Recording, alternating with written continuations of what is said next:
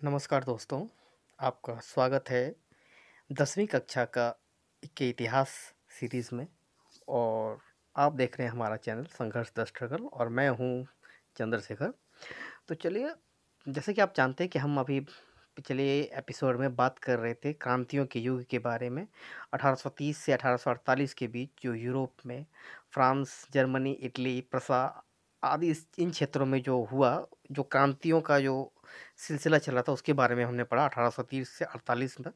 अब चलिए, अब हम बात करेंगे राष्ट्र निर्माण की। एक्चुअली एक राष्ट्र निर्माण की ही प्रक्रिया थी जो वो क्रांतियों का दौर था। अब हम बात करते हैं जर्मनी और इटली के निर्माण की। अब एक सवाल है कि यहाँ सबसे पहले आप देख रहे हैं कि मोटे अक्षरों में ऊपर दिया हुआ है कि क्या जर्मनी जर्मनी के बारे में, क्या सेना राष्ट्र की निर्माता हो सकती है? क्योंकि आप जानते हैं कि यूरोप में, खासकर जो यूरोपीय देशों में, सेना और गुलामों में बहुत ज़्यादा फर्क नहीं था। तो ऐसे में एक सवाल उठता है कि क्या सेना राष्ट्र निर्माता हो सकती है? अब देखते हैं कि 1848 के बाद जो यूरोप में राष्ट्रवाद और जनतंत्र, राष्ट्रवाद का जनतंत्र और क्रांति से अलगाव होने लगा था। क्योंकि जनतंत्र एक डेमोक्रेसी और क्रांतिकारी एक डेमोक्रेटिक लेके जा रहे थे, और लेकिन राष्ट्रवाद जो था, राष्ट्रवाद वहाँ के जो रूढ़िवादी जो विचारधारा के लोग थे, उनका एक ये अपना एक प्रोपेगेंडा लेके आए नेशनलिज्म का। राज्य की सत्ता बढ़ाने और पूरे यूरोप पर राजनीतिक प्रभुत्व हासिल करने के लिए रूढ़िवादियों ने अक्सर राष्ट्रवादी भावना का इस्तेमाल किया। आज भी हो किया जाता है। जब भी दो अलग अलग विचारधाराओं में बँटने की, एक्चुअली जब हम एक खास समूह में बँटने का और किसी खास क्षेत्र को एक सामूहिक रूप में संगठित करने के लिए, एक समूह के रूप में संगठित करने की जब भी बात आती है, तो वो एक क्षेत्रवाद, एक क्षेत्रीय भावना का विकास होता है। क्षेत्रीय भावना सामने आती है, और ऐसे ही राष्ट्रवाद भी कुछ ऐसा ही रहा है। इस प्रक्रिया में देखा जा सकता है कि जिससे जर्मनी और इटली एकीकृत होकर राष्ट्र राज्य बने। जैसा कि हमने देखा कि राष्ट्रवादी भावनाएं मध्यवर्गीय जर्मन लोगों में काफ़ी व्याप्त थी। उन्होंने 1848 के जर्मन महासंघ में विभिन्न इलाकों को जोड़कर एक निर्वाचित संसद द्वारा शासित राष्ट्र राज्य बनाने का प्रयास किया था। एक्चुअली देखिए, अब कहीं भी जो नेशनलिज्म की जो भावना होती है, चाहे नेशनलिज्म हो या फिर कम्युनलिज्म हो, यानी कि राष्ट्रवाद हो या संप्रदायवाद हो, या फिर इस तरह की कोई भी देशभक्ति, या फिर जो कह के कि क्रांति वाली जो धारणा होती है, मध्यवर्गीयों में होती है, मध्य वर्ग के लोगों में। क्योंकि इनके पास पर्याप्त साधन नहीं होते, लेकिन संसाधनों की बहुत ज़्यादा कमी नहीं होती। ये खाए पिए लोग होते हैं जिनके पास सोचने समझने की और की शक्ति होती है, और ये आगे जाना चाहते हैं। कई बार तो ऐसा होता है कि जो कि अब जो विशेषाधिकार प्राप्त वर्ग से ज़्यादा पढ़े लिखे और ज़्यादा साधन संपन्न होते हैं, उसके बाद भी इन्हें जब हीन समझा जाता है, तो ये क्रांति जैसी चीज़ों का आगमन होता है। अब देख सकते हैं 1848 में जर्मन महासंघ के विभिन्न इलाकों को जोड़कर एक निर्वाचित संसद द्वारा शासित राष्ट्र राज्य बनाने का प्रयास किया था। मगर राष्ट्र निर्माण की यह उदारवादी पहल जो है कि राजशाही और फौज की ताकत ने मिलकर दबा दी। अब सेना और जो कि वहाँ का जो क्लर्जी, जो कि ये था ना कि आप यूरोप जब पढ़े होंगे इसको पहले में, वो 3 स्टेट्स होते हैं। कि पहला जो कि वहाँ के क्लर्जी अभिजात्य वर्ग है, तो मतलब ये जो राजा और परिवार है, फर्स्ट रूप में जिसको क्लर्जी भी कहते थे। दूसरा स्टेट है जिसमें कि अभिजात्य वर्ग के लोग थे, और थर्ड स्टेट जो कि वहाँ के गुलाम और कामकाजी लोग थे, किसान और गुलाम वगैरह, जो कि तो ये जो फर्स्ट स्टेज के लोग थे और सेना वाले लोग थे, ये सब मिलकर इस आंदोलन को दबा दिया। अब है कि उनका प्रसा के बड़े भूस्वामी, अब जो प्रसा यूरोप में प्रसा एक बहुत बड़ा साम्राज्य था। जब राजशाही और सेना मिल गई, तो प्रसा के शासकों और वहाँ के जो भूस्वामियों का उन्हें समर्थन मिला। उसके पश्चात प्रसा ने राष्ट्रीय एकीकरण के आंदोलन का नेतृत्व प्रसा ने राष्ट्रीय एकीकरण का आंदोलन का नेतृत्व संभाला। अब वहाँ जो छोटे छोटे राष्ट्र की बात हो रही थी, वह पूरे जर्मनी और इटली को मिलाकर एक जर्मन महासंघ की, या फिर एक जर्मनी राष्ट्र की बनाने की का एक नेतृत्व किसने संभाला? प्रसा ने। उनका प्रमुख मंत्री था ऑटो वॉन बिस्मार्क। बिस्मार्क इस प्रक्रिया का जनक माना जाता है। अब इतिहास में जब पढ़ेंगे तो कहा जाता है कि जर्मनी का एकीकरण का श्रेय किसे जाता है? आयरन मैन जिसे कहा है, तो वो बिस्मार्क हैं। प्रशा की सेना और नौकरशाही की मदद इन्होंने जो है प्रशा की सेना और नौकरशाही की मदद ली। 7 वर्ष के दौरान ऑस्ट्रिया, डेनमार्क और फ्रांस से 3 युद्ध में प्रशा को जीत और एकीकरण की प्रक्रिया पूरी हुई। अब चूंकि आप जानते हैं कि फ्रांस में लोकतंत्र स्थापित हो चुका था और उसका अनुसरण डेनमार्क, ऑस्ट्रिया जैसे देशों ने भी किया। तो ये लोग अब जर्मनी और इटली में वो एक लोकतांत्रिक सरकार का गठन की ओर बढ़ रहे थे। लेकिन जबकि वो प्रशा में अभी भी राजशाही कायम थी और वहाँ पर कुलीन तंत्र अभी भी काबिज था। ऐसे में वो प्रशा ने यहाँ की सेना और जो रूढ़िवादी दल के लोग थे, खासकर जो यहाँ पर राज परिवार था, उनका सपोर्ट किया और इन युद्धों में उनकी जीत हुई।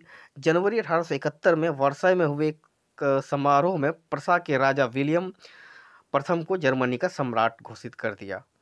अब ये 18 जनवरी वाली ये घटना है, एक वहाँ का जो शीश महल में एक समझौता होता है, वो उसे कहा था। जर्मनी में राष्ट्र निर्माण की प्रक्रिया ने प्रशा राज्य की शक्ति के प्रभुत्व को दर्शाया था। नए राज्य ने जर्मनी की मुद्रा, बैंकिंग और कानूनी तथा न्यायिक व्यवस्थाओं के आधुनिकीकरण पर काफ़ी जोर दिया और प्रशा द्वारा उठाए कदम और उसकी कार्रवाइयाँ बाकी जर्मनी के लिए अक्सर एक मॉडल बना। और ये हुआ ये वहाँ पर इस प्रकार वहाँ पर एक जर्मन एक राष्ट्र का एक उदय होता है। यानी कि राष्ट्र का निर्माण यहाँ पर जो जर्मनी का जो राष्ट्र का निर्माण हुआ वो लोकतांत्रिक शक्तियों द्वारा ना होकर रूढ़िवादी ताकतों ने वहाँ का जो राज परिवार और सेना की साथ मिलकर, और इसके लिए उन्होंने प्रशा की मदद से एक राष्ट्र का निर्माण किया। अब चलिए हम बात करते हैं इटली की। इटली मतलब जर्मनी की तरह इटली भी एक राजनीतिक विखंडन का एक लंबा इतिहास था। इटली अनेक वंशानुगत राज्यों तथा बहुराष्ट्रीय हैब्सबर्ग साम्राज्य में बिखरा हुआ था। अब हैब्सबर्ग साम्राज्य के बारे में भी हम लोग पढ़ चुके हैं। अब यहाँ पर देख सकते हैं आप एक मैप में पूरा जो ये एक बहुत बड़ा हिस्सा है प्रशा साम्राज्य कितना बड़ा है। यहाँ पर ऑस्ट्रिया देख रहे हैं, इसको ग्रीन कलर में है, डार्क ग्रीन में, जो कि ऑस्ट्रियाई साम्राज्य है। और जो ऊपर में आप वो लाइट ग्रीन है ऑस्ट्रिया के ऊपर में, ये है हमारा जर्मनी। 19वीं सदी के मध्य में इटली 7 राज्यों में बटा हुआ था, जिसमें केवल से एक सार्डिनिया पिडमोंट एक इतालवी राजघराने का शासन था। उत्तरी भाग ऑस्ट्रेलियाई हैब्सबर्गों के अधीन था। मध्य इलाकों पर पोप का शासन था और दक्षिणी क्षेत्र स्पेन के बुर्बो राजाओं के अधीन था। अभी बुर्बो शासकों के बारे में हमने अभी यहाँ भी पढ़ा, कहाँ पर, फ्रांस में भी पढ़ा था। अब अभी आप देखते हैं कि स्पेन में भी ये बुर्बो या फिर बर्बन जिसको बोल सकते हैं, उन उस परिवार के लोगों का शासन था यहाँ भी।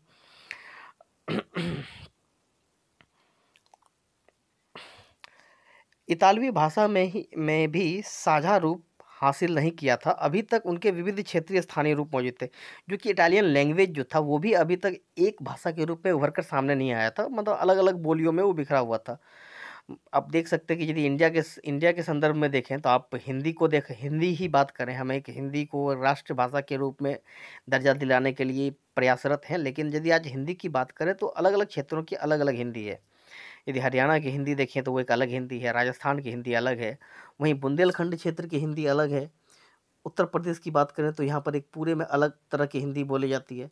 झारखंड, बंगाल, बिहार, यहाँ पर हिंदी की अलग भाषा के अलग अलग रूप हैं। उसी प्रकार वहाँ भी इटली की बात थी तो वहाँ पर इटालवी भाषा अभी तक एक संगठित होकर सामने नहीं आई थी। 1830 के दशक में जुसेप्पे मैसिनी ने एकीकृत इतालवी गणराज्य के लिए सुविचारित कार्यक्रम प्रस्तुत करने की कोशिश की। उसने अपने उद्देश्यों के प्रसार के लिए यंग इटली नामक एक गुप्त संगठन बनाया था। जर्मनी में भी कुछ ऐसा ही संगठन बना था, फ्रांस में भी पढ़ा है हमने इसके बारे में। 1831 से 48 में क्रांतिकारी विद्रोहों की असफलता से युद्ध के जरिए इटालवी राज्यों को जोड़ने की जिम्मेदारी सार्डिनिया पिडमोंट के शासक विक्टर इमेनुएल द्वितीय पर आ गई। इस क्षेत्र के शासक अभिजात वर्ग की नज़रों में एकीकृत इटली के लिए आर्थिक विकास और राजनीतिक प्रभुत्व की संभावनाएं उत्पन्न करता था। मंत्री प्रमुख कावूर, जिसने इटली के प्रदेशों को एकीकृत करने वाले आंदोलन का नेतृत्व किया, न तो एक क्रांतिकारी था और न ही जनतंत्र में विश्वास रखने वाला। अब यहाँ भी देख सकते हैं कि लोगों में जनतंत्र के प्रति वो डेमोक्रेसी के प्रति अभी लोगों में वो रुझान नहीं है। जो भी यहाँ लीडरशिप आ रही है सामने, जो लीडर्स हैं, उसमें जनतंत्र के प्रति कोई खास एक सम्मान देखने को नहीं मिलता।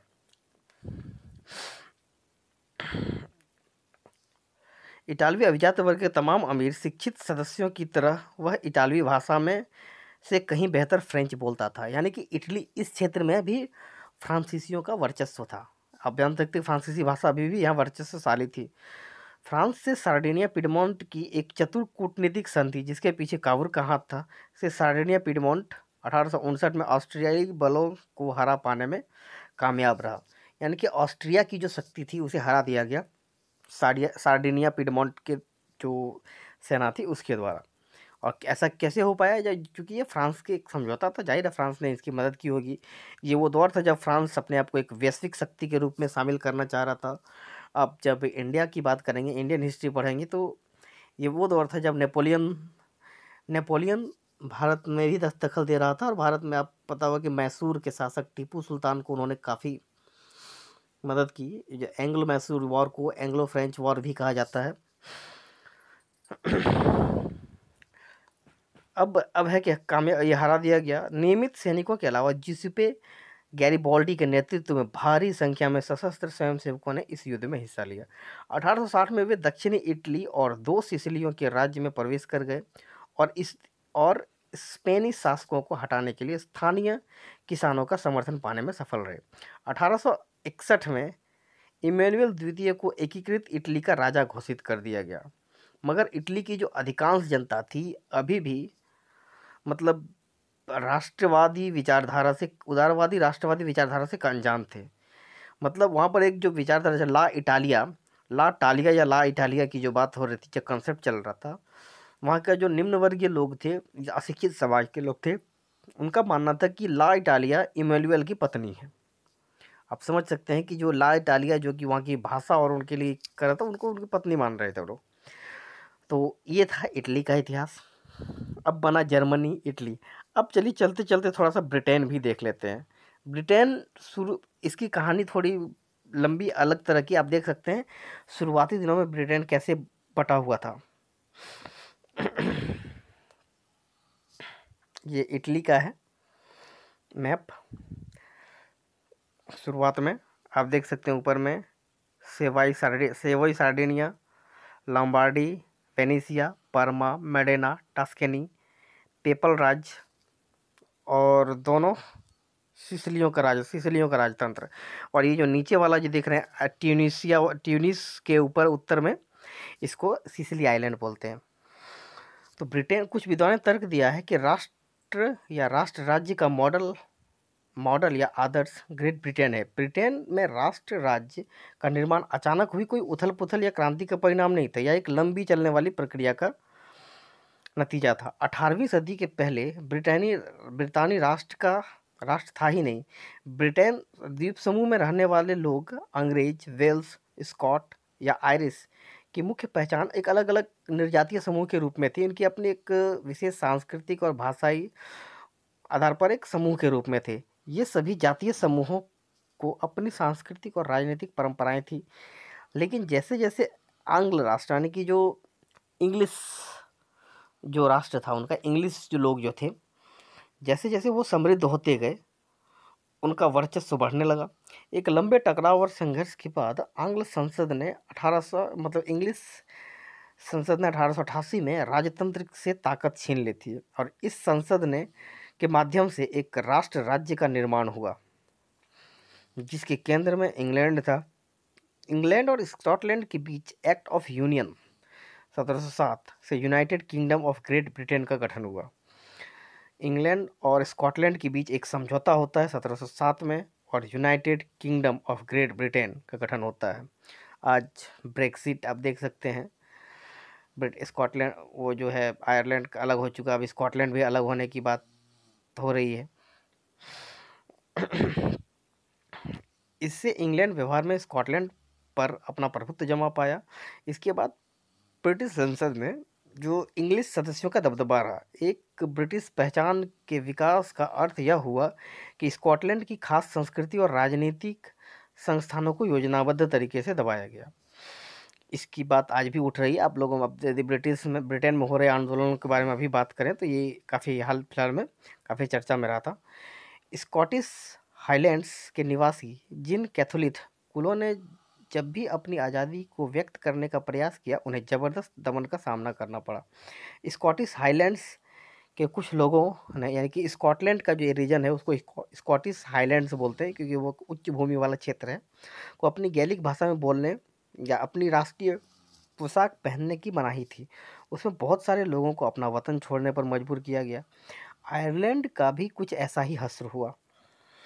अब यहाँ देखते हैं कि सबसे पहले जो आज़ाद होने वाला देश आयरलैंड था, और आयरलैंड ने दुनिया का पहला मतलब आधुनिक दुनिया में एक ब्रिटिश कॉमनवेल्थ देशों में सबसे पहला संविधान उन्हीं का था।